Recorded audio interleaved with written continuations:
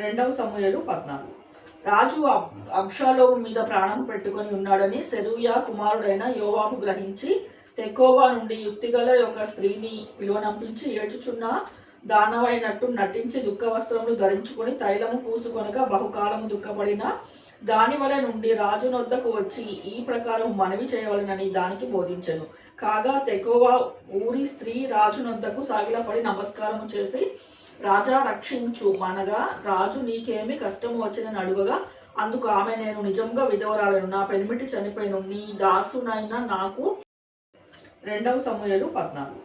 రాజు అబ్షాలోము మీద ప్రాణం పెట్టుకొని ఉన్నాడని సెరూయా కుమారుడైన యోవాబు గ్రహించి తెకోవా నుండి యుక్తిగల ఒక స్త్రీని పిలువనంపించి ఏడ్చుచున్న దానవైనట్టు నటించి దుఃఖ వస్త్రములు ధరించుకొని తైలము పూసుకొనక బహుకాలము దుఃఖపడిన దాని వలె నుండి రాజు నొద్దకు వచ్చి ఈ ప్రకారం మనవి చేయవలనని దానికి బోధించెను. కాగా తెకోవా ఊరి స్త్రీ రాజు నొద్దకు సాగిలపడి నమస్కారము చేసి, రాజా రక్షించు మనగా, రాజు నీకేమి కష్టము వచ్చినని అడుగగా, అందుకు ఆమె, నేను నిజంగా విధవరాలను, నా పెనిమిటి చనిపోయిన నీ దాసునైనా నాకు.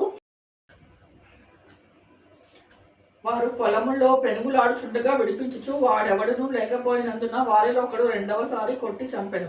కాబట్టి నా ఇంటి వారందరూ నీ దాసినైన నీ మీదకి లేచి తన సహోదరుని చంపెనని వానిని అప్పగించుము. తన సహోదరుని ప్రాణము తీసినందున మేము వానిని చంపి హక్కుదారుని నాశనము చేతుమనుచున్నాను. ఇలాగున వారు నా పెనిమిటికి భూమి మీద పేరైనను శేషము అయినను లేకుండా మిగిలిన నిప్పు రవ్వను ఆర్పి వేయబోచున్నానని రాజుతో చెప్పగా, రాజు, నీవు ఇంటికి పొమ్ము, నిన్ను గురించి ఆజ్ఞ ఇత్తునని ఆమెతో చెప్పాను. అందుకు తెకోవా ఊరి స్త్రీ, నా ఏలినవాడ రాజా, దోషము నా మీద నా తండ్రి ఇంటి వారి మీద నిలుచుచును గాక.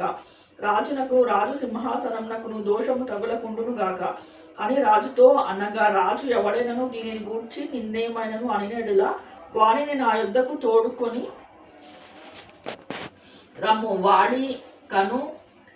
వాడిగా నిన్ను ముట్టక ఉండునని అతనితో చెప్పాను. అప్పుడు ఆమె, రాజైన నీవు నీ దేవుడైన యెహోవాను స్మరించి హత్యకు ప్రతిహత్య చేయువారు నా కుమారుని నశింప చేయకుండా ఇకను నాశనము చేయకుండా మాన్పించుమని మనవి చేయగా, రాజు, యెహోవా జీవము తోడు నీ కుమారుని తల వెంట్రుకలలో ఒకటైనను నేల రాళ్ళకుండును అనెను. అప్పుడు ఆ స్త్రీ, నా ఏలిన వాడు వగు నీతో ఇంకొక మాట చెప్పుకొనుట నీ దాసి వగు నాకు దయచేసి సెలవిమ్మని మనవి చేయగా, రాజు చెప్పమనెను. అందుకు ఆ స్త్రీ, దేవుని జనులైన వారికి విరోధముగా నీవెందుకు దాన్ని తలపెట్టి ఉన్నావు? రాజు ఆ మాట సెలవిచ్చుట చేత తాను వెళ్ళగొట్టిన తన వాణి రానియక తానే దోషివగుచున్నాడు. మనమందరము చనిపోదుము కదా, నేలను ఒలికిన మీదట మరలా ఎత్తి లేని నీటి వలె ఉన్నాము. దేవుడు ప్రాణము తీయక తొలివేయబడిన వాడు తనకు దూరస్తుడు కాక ఉండుట సాధనములు కల్పించుచున్నాడు. జనులు నన్ను భయపెట్టిరి కనుక నేను దానిని గూర్చి ఏలిన వాడవగు నీతో మాట్లాడవచ్చి తిని. కాబట్టి నీ దాసురాలవగు నేను రాజు తన దాసులను మనవి చొప్పున చేయునేమో. రాజు నా మనవిని అంగీకరించి దేవుని స్వాస్థ్యం అనుభవించకుండా నన్ను నా కుమారుని నాశనము చేయదలిచిన నీ చేతిలో నుండి తన దాసివగు నన్ను విడిపించునేమో అనుకుంటుని. మరియు నీ దాసుడైన యెహోవా నీకు తోడై ఉండును కనుక నా ఏలిన వాడకు రాజువగు నీవు దూత వంటి వాడవై మంచి చెడ్డలని విచారింపక చాలి ఉన్నావు. కాబట్టి నీవు దాసివగు నేను నా ఏలిన వాడకు రాజు సెలవిచ్చిన మాట సమాధానమగునని అనుకొంటినెను. రాజు, నీవు నిన్ను అడుగు సంగతి ఎంత మాత్రమో మరుగు చేయవద్దని ఆ స్త్రీతో అనగా, ఆమె, నా ఏలిన వాడవకు స్త్రీకి సెలవిమ్మను. అంతటా రాజు, యోవాబు నీకు బోధించిన అని ఆమెను అడిగినందున ఆమె ఇట్లనెను, నా ఏలిన వాడవైన రాజా, నీ ప్రాణము తోడు చెప్పిన దానిని తప్పక గ్రహించుటకు నా ఏలిన వాడవగు రాజు వగు నీ వంటి వాడొకడు లేడు.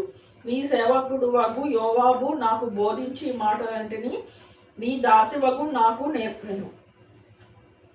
ఈ సంగతి రాజు మరుగు మాటలతో మనవి చేయుటకు నీ సేవకుడగు యోవాబు ఏర్పాటు చేసెను. లోకమందు సమస్తము ఎరుగుటయందు నా ఏలిన వాడవగు నీవు దేవదూతల జ్ఞానము వంటి జ్ఞానము కలవాడు. అప్పుడు రాజు యోవాబుతో ఇట్లనే సెలవిచ్చెను,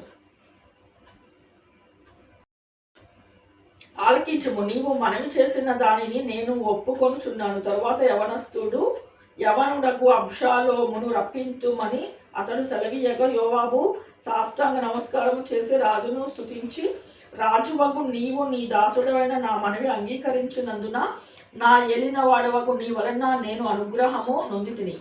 నాకు తెలిసినని చెప్పి లేచి గెషూరునకు పోయి అబ్షాలోమునకు యెరూషలేమునకు తోడుకొని వచ్చెను. అయితే రాజు అతడు నా దర్శనము చేయక తన ఇంటికి పోవలెనని ఉత్తరవు చేయగా అబ్షాలోము రాజ దర్శనము చేయక తన ఇంటికి పోయెను. ఇజ్రాయెల్ అందరిలో అబ్షాలోము అంత సౌందర్యము కలవాడు ఒకడును లేడు. అరికాలు మొదలుకొని తన వరకు ఏ లోపము అతని యందు లేకపోయాను. తన తల వెంట్రుకలు భారంగా ఉన్నందున ఏటేటా అతడు వాటిని కత్తిరించుచూ వచ్చెను. కత్తిరించునప్పుడల్లా వాటి ఎత్తు రాజు తూనికను బట్టి 200 తులములాయన. అబ్షాలోమునకు 3 కుమారులు, తామారు అన్నొక కుమార్తెయు పుట్టిరి. ఆమె బహు సౌందర్యవతి. అబ్షాలోము 2 నిండు సంవత్సరములు యెరూషలేములో నుండి రాజ దర్శనము చేయక ఉండగా యోవాబును రాజునొద్దకు పంపించుటకే అబ్షాలోము అంత అతనిని పిలువనంపించి యోవాబు రానొల్లక ఉండెను. 2వ మారు అతనిని పిలువనంపించినప్పుడు అతడు రానొల్లక పోగా అబ్షాలోము అతని పనివారిని పిలిచి, యోవాబు పొలములో నా పొలము దగ్గర ఉన్నది కదా, దానిలో యవల చేలు ఉన్నవి, మీరు పోయి వాటిని తగులబెట్టమని వారితో చెప్పాడు. అబ్షాలోము పనివారు ఆ చేలు తగులబెట్టగా యోవాబు చూచి లేచి అబ్షాలోము ఇంటికి వచ్చి, నీ పనివారు నా చేలు తగులబెట్టారేమో అడుగగా అబ్షాలోము యోవాబుతో ఇట్లనెను, గెషూరు నుండి నేను వచ్చిన ఫలమేమి? నేను అచ్చటనే ఇండుట మేలని నీ ద్వారా రాజును చెప్పుకొనుటకే రాజునొద్దకు నిన్ను పంపవలెనని నేను నిన్ను పిలిచి తిని, రాజదర్శనము నేను చేయవలెను. నా యందు దోషము కనపడిన ఎడల రాజు నాకు మరణశిక్ష విధించవచ్చును. అంతటా యోవాబు రాజునొద్దకు వచ్చి ఆ సమాధానము తెలుపగా రాజు అబ్షాలోము పిలువనంపించెను. అతడు రాజునొద్దకు వచ్చి రాజు సన్నిధి సాష్టాంగ నమస్కారము చేయగా రాజు అబ్షాలోమును ముద్దు పెట్టుకొనెను.